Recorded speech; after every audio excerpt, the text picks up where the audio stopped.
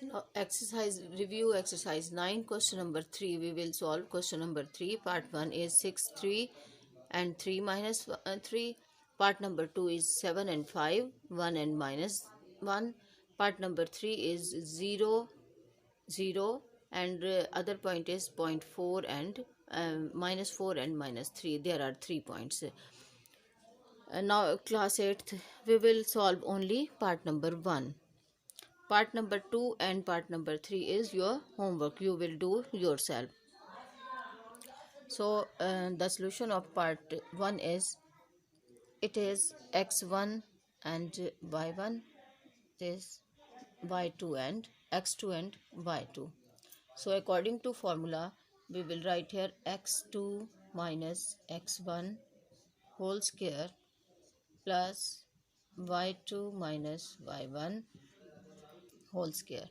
So distance between these points will be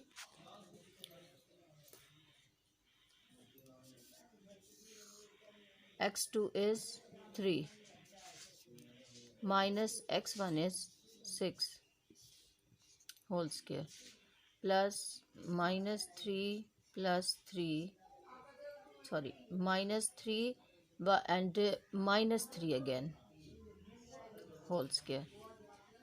So d is equals to minus 3 whole square plus minus 6 whole square. D is equals to 9 plus 36. It is equals to, D is equals to 36 plus 9, 45. It is 45